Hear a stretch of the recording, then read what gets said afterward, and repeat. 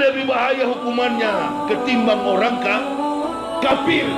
Nerakanya orang munafik lebih dalam daripada orang kafir. Disuruh oleh Allah untuk diperangi yang begini, jangan nggak diperangi. Saya lihat kalau dari pihak oposisi seperti debat yang ada di televisi mempersoalkan Habib Rizik akan pulang. Satu mengucapkan, si munafik mengucapkan salam, dia balas. Kalau saya jangan balas, sudah munafik. Kalau sudah munafik, jangankan sholat, mati pun di dalam Al-Quran tak boleh dikuburkan. Wala tusalli ala ahadin minhum mata abada wala takum ala qabri. Kenapa? Al-Quran juga menjawab, innahum kafaru billahi wa rasulihi wa mammatun fasikun. Atau 84. Wala tusalli, jangan engkau Muhammad, wala tusalli ala ahadin minhum mata abada, jangan engkau mensolatkan Muhammad salah seorang yang mati dari kalangan orang munafik mata abada, untuk selama-lamanya. Wala takum ala qabri, dan jangan berdiri di atas kubur mereka. Artinya jangan mendoakan. Kenapa? Al-Quran juga menjawab, innahum kafaru billahi wa rasulihi wa mammatu fasikun. Karena mereka telah kafir terhadap Allah dan Rasul, mereka mati dalam keadaan fasik. Coba-coba aja satu kali munafik. Kalau saya dari kafir beda lagi. Memang karena keturunan saya kafir, dari oma opa orang tua saya lahir di lingkungan kafir, masih kecil tidak tahu. Setelah berpengetahuan, berilmu, keluar dari situ. Nah, ibu bapak, kalau andaikan ibu bapak kafir, ibu bapak dibutuhkan punya kemampuan ilmu di atas rata-rata dulu, baru Allah kasih hidayah. Laqad anzalna ayatin mubayyinatin wallahu yahdi may yasha'u ila siratin mustaqim. Allah kasih hidayah bukan kepada orang bodoh, kepada orang-orang cerdas. Makanya beda orang yang murtad dengan orang yang masuk Islam, beda. Yang murtad itu, murtadin itu hanya karena Indomie. Beras 1 liter murtad, keluar dari Islam. Orang-orang yang masuk Islam punya kemampuan intelektualitas di atas rata. Di mana mereka?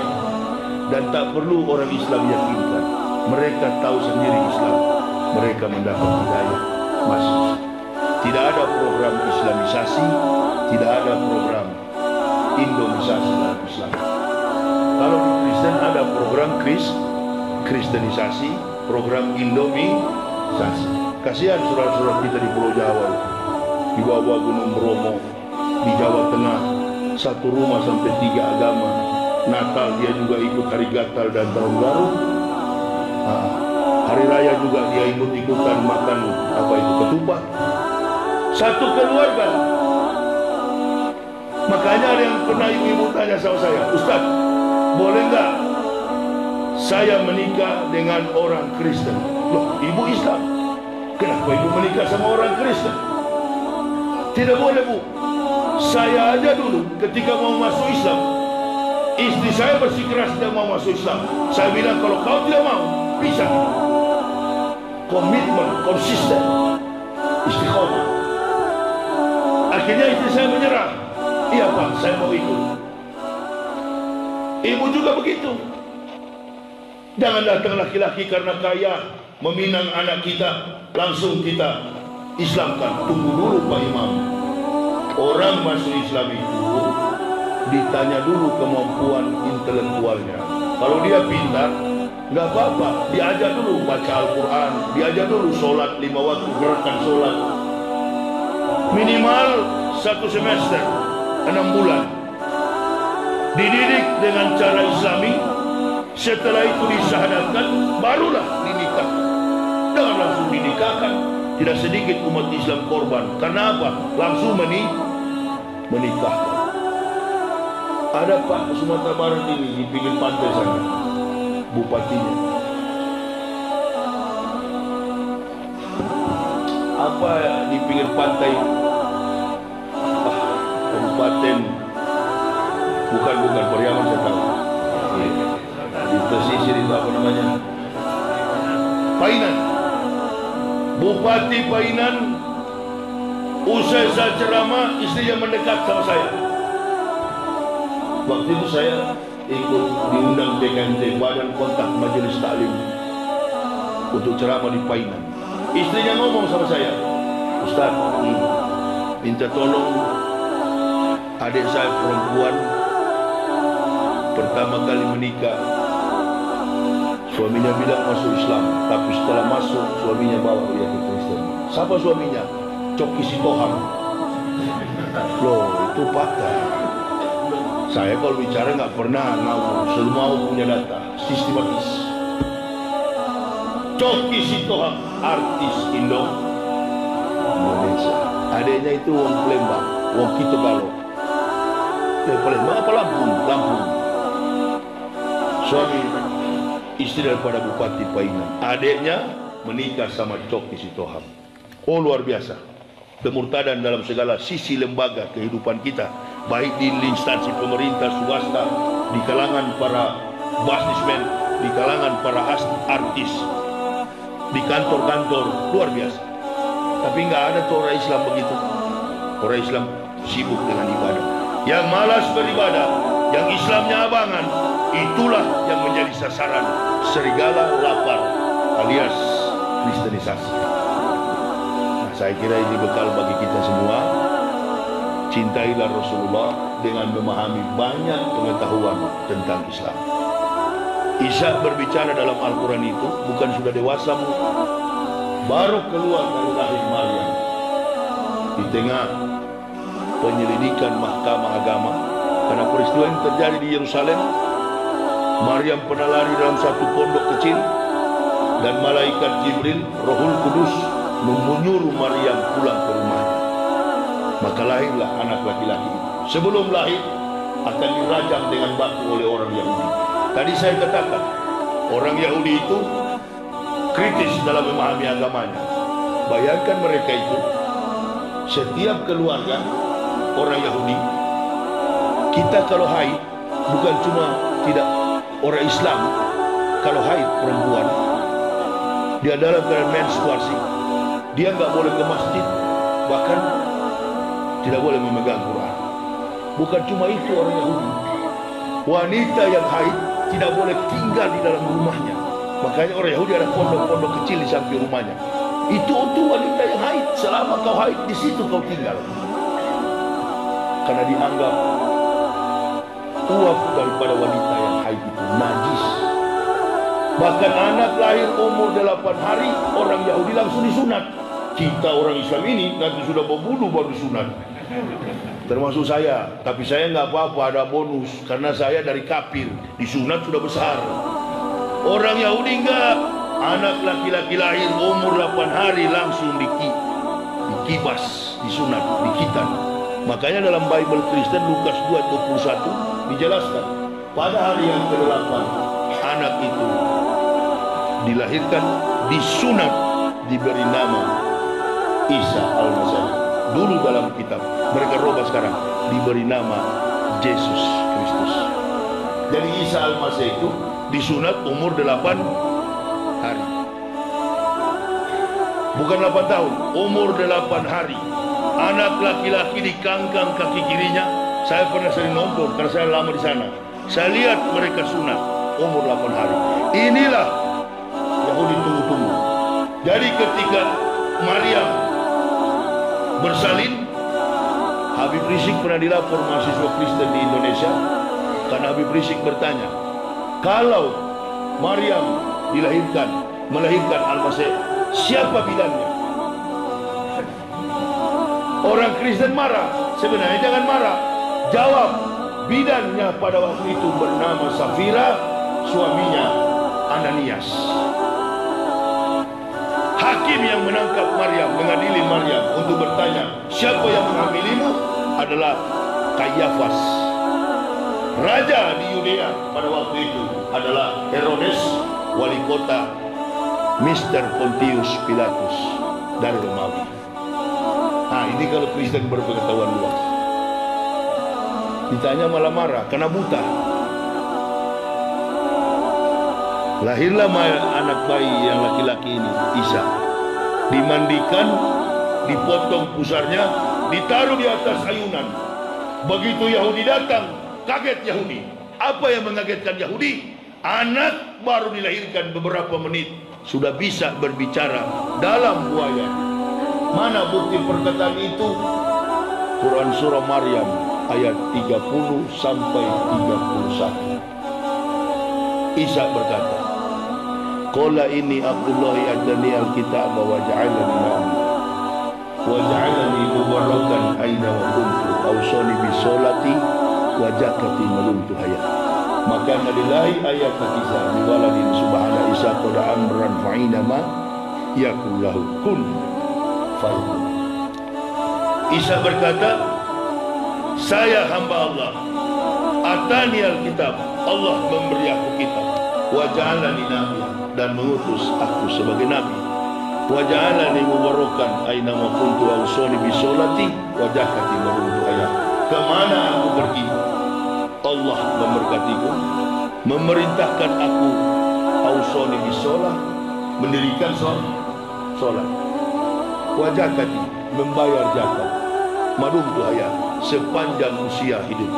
Nah, kalau orang sudah solat dan bayar zakat, Kristen atau Islam? Kristen atau Islam? Islam. Kafir atau mukmin? Nah, kenapa antum selama ini kalau bilang Isa selalu gereja Kristen kafir itu? Kenapa? Ini diterangkan oleh para ustadz, para kiai, supaya umat ini jangan disesatkan. Isa itu sholat, dia Islam. Pada waktu itu Yahudi mendengar, tidak jadi Yahudi merajam ibunya, karena hukum rajam di Israel masih berlaku sampai hari ini. Ketemu anjing rajam, ketemu orang kusta rajam, ketemu wanita hamil, wanita berzina, rajam sampai mati dengan bayi. Karena Maryam lahir tanpa suami, melahirkan, menyusui tanpa ayah. Yahudi ingin mencari Maryam dan mengeksekusi mati dengan merajam dengan batu. Datang satu kelompok namanya Majusi, ahli perbintangan. Kalau di Kristen disebut orang-orang Majus. Jangan Yahudi, karena di atas rumah Maryam ini siang malam selama 9 bulan ada bintang.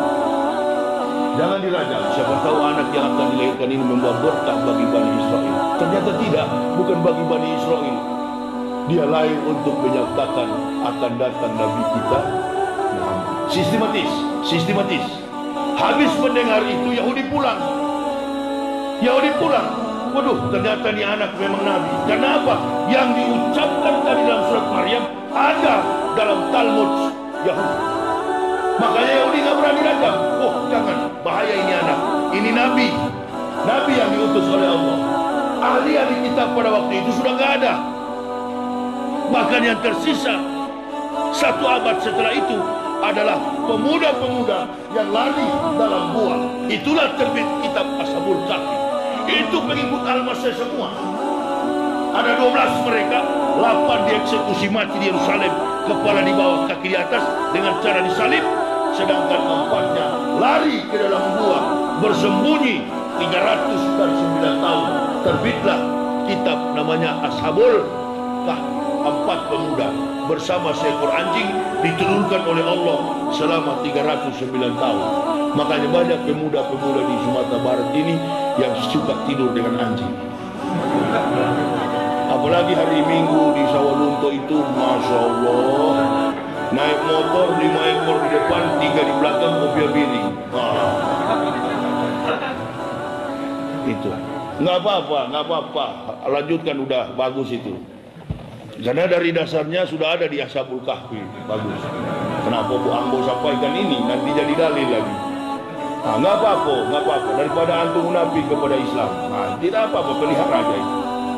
Ya, biar dia pelihara begitu, asalkan dan lebih bahaya, lebih parah itu bajingan-bajingan yang ngaku Islam padahal pengkhianat, pakai sorban di kepala, otak-otak kafir, datang ke gereja, nyanyi lagu gereja, mengaku mubalik, ini kibulin. Jadi nggak apa-apa kalau soal pelihara anjing itu nggak apa-apa, lebih baik begitu. Tapi saya mau sampaikan juga, hati-hati. Satu kali tertilang oleh anjing, orang Islam doanya panjang sekali. Mengambil tanah lapisan ketujuh yang paling kuning itu baru bisa lolos dari kenajisan. Nah, ini itu aja pesannya. Saya saja dari kafir tahu, muka papa, muka lago, muka wasito. Belajar itu. Najis kecil, najis sedang, najis besar. Saya kira sudah saya tidak perlu ajar di situ. Tunggu Ustaz Somad aja yang begitu-begitu. Ya, tunggu Ustaz Somad datang, baru Ustaz Somad yang ajar yang begitu. Saya hanya memperbaiki basic daripada fondasi tadi. Mulai pagi ini, berhentilah mengakui Isa itu Yesus, Injil itu kitab Kristen. Kalau ditanya apa kitab Kristen, Bible, Perjanjian Baru. Injil Al-Quran, Taurat Al-Quran, Zabur Al-Quran, semua kumpulan kitab para nabi disempurnakan dalam inilah kata Allah, kami sempurnakan Muhammad, Islam menjadi agama. Mohon maaf, yang bawa Islam bukan Nabi Muhammad, yang bawa Islam, yang menyempurnakan Islam adalah Nabi Muhammad. Islam sudah ada sebelum datang Rasulullah Muhammad Sallallahu Alaihi Wasallam. Buktinya sholat sudah dilaksanakan Isa. Menurut siapa? Menurut Al-Quran. Gak usah antum bantah sama saya. Oh enggak Ustaz, nggak ada itu. Waktu itu Nabi Muhammad di warung makan Takanajuwo. Ketemu Nabi Isa, lalu Nabi Muhammad bilang, apa mat? Nanti kalau antum datang jadi Nabi, tolong sampaikan saya. Ini logika sesat. Saya tidak pernah pakai referensi Kiai A, Kiai B, ulama A, ulama B. Saya ini orang yang bergerak dalam basic tauhid. Dasar saya Quran dan hadis. Ini yang bikin kita berkelahi kadang-kadang. Ulama bilang begini, kunut. Ulama sana bilang nggak kunut. Saya nggak ikut ulama karena saya percaya 4 mazhab Syafi'i, Hambali, Maliki, Hanafiyah, 4 mazhab ini semuanya benar. Yang tidak benar kita orang Islam di Indonesia itu yang suka berkelahi gara-gara mazhab. Ya, berhenti begitu, tidak bagus itu. Hanya memecah belah umat Islam. Masuk masjid bukan sholat, dia pergi lihat-lihat orang punya jenggot berapa panjang ini. Kalau tidak dia ukur orang punya kaki celana. Ini berhenti yang begini-gini. Tahu kalau sakit hati sama saya, keluar aja dari masjid, tidak usah dengar. Ada kemarin yang keluar itu, mungkin kepanasan dia, sakit hati. Tapi banyak yang tinggal, senang sama saya. Berarti masih suka yang baik-baik. Ya, yang tidak baik itu pasti keluar. Kenapa? Dalil satu. Yang tidak suka umat Islam bersatu, Nasoro wa Yahudi. Nasrani dan Yahudi. Dia nggak suka umat Islam bersatu. Coba pelihara tiap sholat subuh begini terus. Nah, coba itu yang ditakuti Yahudi dan Nasoro. Jangan sampai umat Islam sholat melampaui sholat Jumat. Sholat subuh mereka jangan sampai melampaui sholat Jumat. Coba kalau dipraktekkan ini. Artinya apa? Keberkahan Allah kepada umat Islam terjadi pada subuh hari. Ini kira-kira yang bisa saya sampaikan. Nanti Bapak untuk melihat tentang kebenaran Islam dan kebohongan Kristen sampai kitabnya yang palsu ada di buku saya Kebenaran Islam Menurut Mantan Pendeta. Silakan bagi yang berminat untuk memilikinya, ada di mobil saya. Saya sudahkan ceramah saya pada pagi hari ini. Saya kemungkinan istirahat dulu. Sebenarnya pun tadi ini berat saya mau ke sini karena suara saya beberapa malam ini habis. Ini apa? Beginilah volume saya ceramah. Kondisi juga kurang fit. Jadi tidak ada interval waktu untuk saya beristirahat. Mungkin saya mau lihat total lebih tinggi aja dulu. Naik-naik kuda, naik-naik bendi itu ada apa? Iya. Kemarin saya naik bendi dengan anak saya yang kecil laki-laki. Jadi jangan cuma terlalu dakwah terus, refreshing juga tidak perlu. Jadi Pak Iwan tolong sampaikan di Masjid Raya itu, gantikan dulu saya. Saya belum siap untuk acara siang ini. Ya, sampaikan dulu ya. Biar saya istirahat aja dulu Pak. Kalau terlalu paksa nanti orang bisa tumbang. Ini yang suruh yang muda-muda begini Ustaz ini. Ya kita sudah nenek-nenek, sudah opo-opo begini sudah. Saya kira itu ya jamaah ya, Bu ya. Insya Allah kita ketemu di lain waktu. Maaf Bu, pagi-pagi ini saya belum bisa keras ceramah. Ya, ibu-ibu kan mau yang begitu. Kalau ditanya keras atau lembek, keras. Ceramah panjang atau pendek, panjang. Nah itu keras dan panjang itu. Jadi pagi ini mohon maaf Bu, ini belum bisa keras. Insya Allah di lain waktu kita jumpa lagi. Bulan Desember, insya Allah akhir November saya akan balik lagi ke Bukit Tinggi. Nanti bagi yang mau mendaftar masjidnya silakan ke Pak Irwan tadi. Beliau yang mengkondisikan kami. Kami tidak ada manajemen. Jadi jangan percaya di internet itu. Ustaz Jahid kalau diundang mahal bilang bayarnya sekian. Allahu Akbar ya Karim.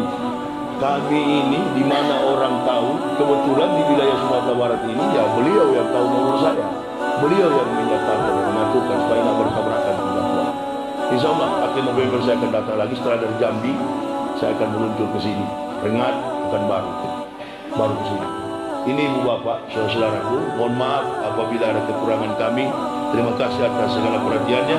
Usikum wa nafsi bitaqwallah. La ilaha illa huwa 'alallahi falyatawakkalul mu'minun. Assalamualaikum warahmatullahi wabarakatuh.